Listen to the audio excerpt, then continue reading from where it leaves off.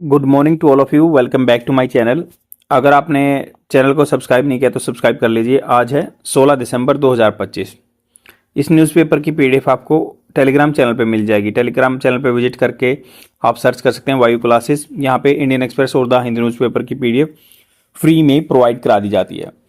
तो ये आर्टिकल बात करता है, इंडियन एक्सप्रेस न्यूज़पेपर की पीडीएफ है ये, और ये पेज नंबर 12 पे आर्टिकल दिया हुआ है। इन्होंने बात की है NREGA needs reform but changes fray safety net. तो यहाँ पे जैसे जो एमजी नरेगा था, Mahatma Gandhi national rural employment guarantee act, तो उसके बारे में हम बात करेंगे। अभी इसको चेंज करने की बात हो रही है, तो इससे क्या कॉन्सिक्वेंसेस होंगे, कैसे क्या होगा, तो ये जानेंगे।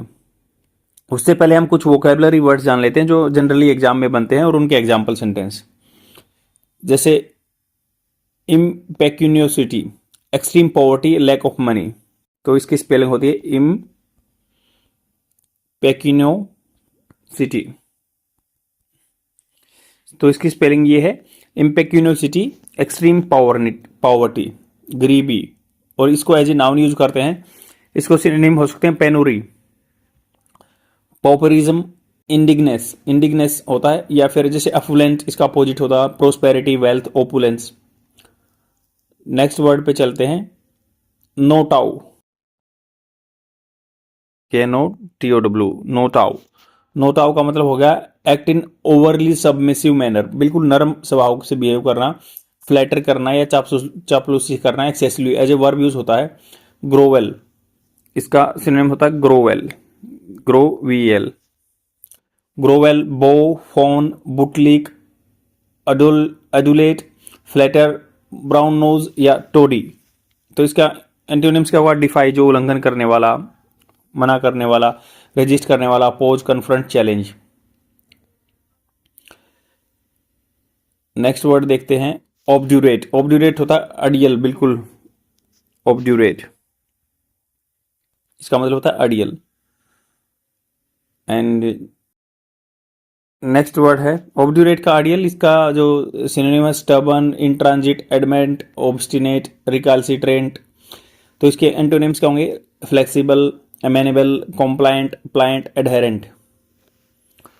नेक्स्ट वर्ड है QURLOUS, क्वेरलिस। क्वेरलिस मतलब जो कंप्लेन करने वाला, कंप्लेनिंग इन पेटुलेंट और विनिंग मैनर, इरिटेबल। तो इसके सिनोनिम होंगे पेटुलेंट, कंप्लेनिंग, कैप्टियस, पीबस। पीबस मतलब चिढ़ाने वाला, पीविस। Chloric, कोलरिक, prickly, कैंटेक्रस। और जो कॉम्प्लेसेंट होता है, अफेबल होता है, सेटिस्फाइड होता है, वो उसके एंटोनिम्स होंगे। तो आपको पता चल गया होगा क्वेरलस मतलब झगड़ालू, जिसका या कंप्लेनिंग नेचर रहता है, क्वेरलस। तो ये हम जानेंगे अब इसके बारे में कि इसका मतलब क्या होता है और ये आर्टिकल क्या बात कर रहा है, इसके क्या कंसिक्वेंसेज होंगे।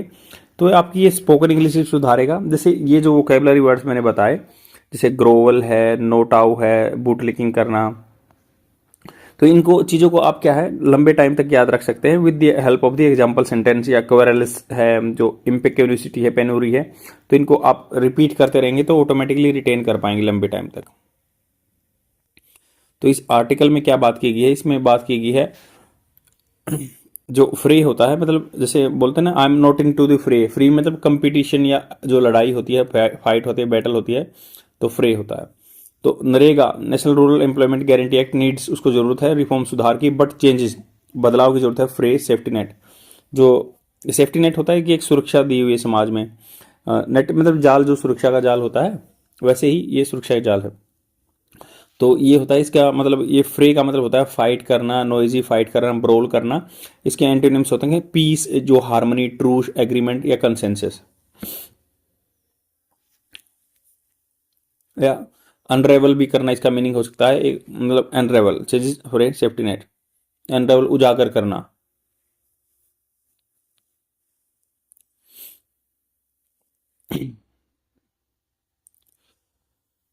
तो ये अनरेवल कर रहा है यहाँ पे, इसको किस सेंस में यूज होगा, अनरेवल मतलब ये खुला कर दे रहा है सेफ्टी नेट को। There are political overtone, overtone होता है जैसे मतलब एक ऊपर ऊपर से जो मोटी मोटी भाषा या कोई चेंजमेंट आ रहा है ना, मतलब ऐसा मतलब लग रहा है कि हिंट आ रहा है, ओवरटोन का मतलब कुछ हिंट आ रहा है।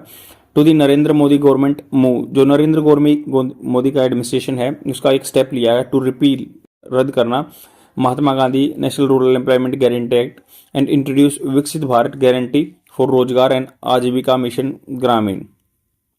तो विकसित भारत बीबी and Gramin guarantee for the Rozgar Rozgar and Ajeevika mission ग्रामीण, या Ajeevika mission Gramin bill to replace it, तो रिप्लेस करना चाहते हैं।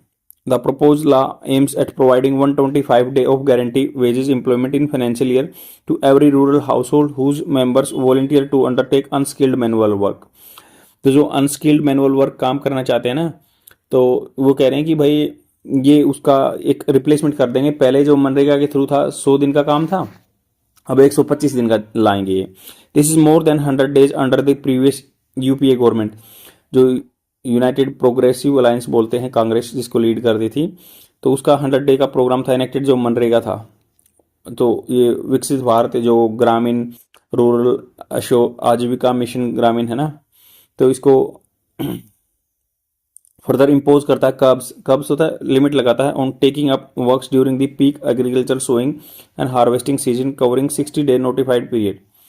तो इन्होंने कहा कि जो रेस्ट्रिक्शन लगाता है, जो बिजाई का टाइम आता है या कटाई का टाइम आता है, सीजन कवरिंग है 60 डे नोटिफाइड पीरियड, तो ये जो 60 दिन का एक नोटिफाइड पीरियड होता है ना, इसमें ये क्या करता है, टेकिंग अप काम को रोकने का प्रावधान कर देता है।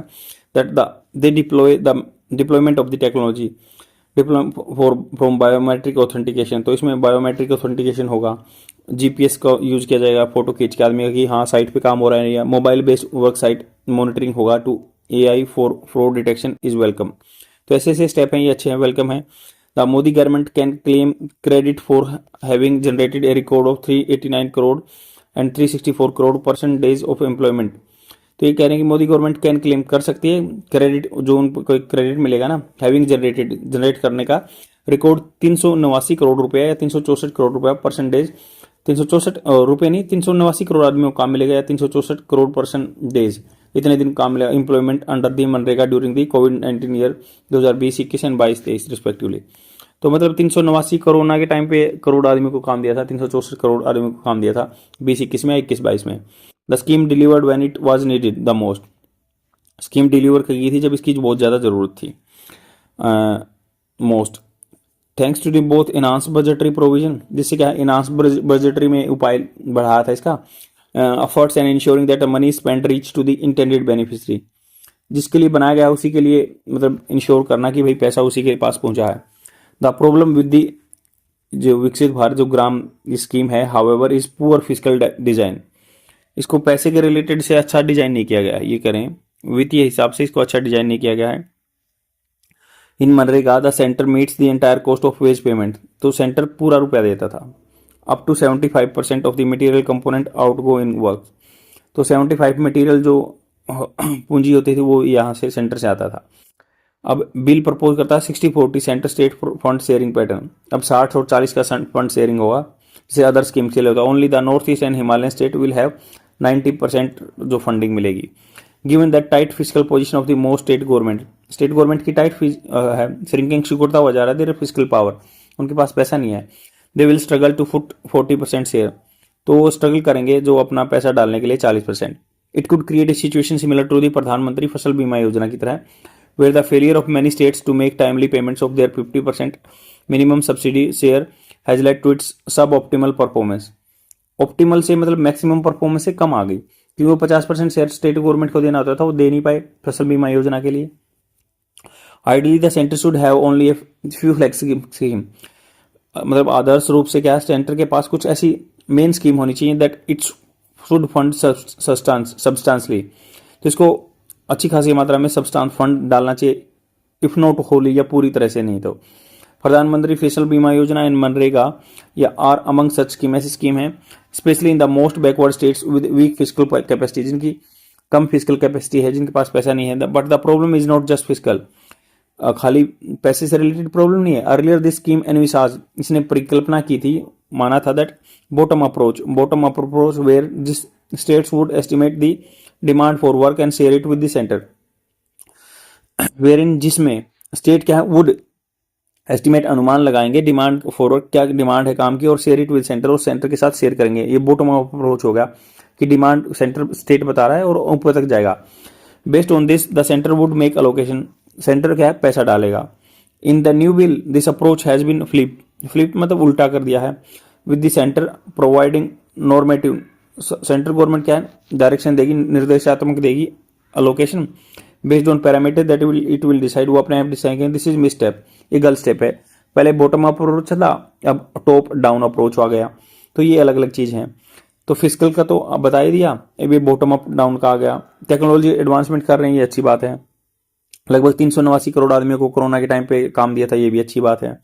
2005 में स्टार्ट हुआ था नरेगा, नाम चेंज किया गया था। बस आज के लिए इतना ही। Thank you very much. Like and comment करके जरूर जाना, बने रहो रेगुलर, आपको डेफिनेटली रिजल्ट मिलेंगे। बाय।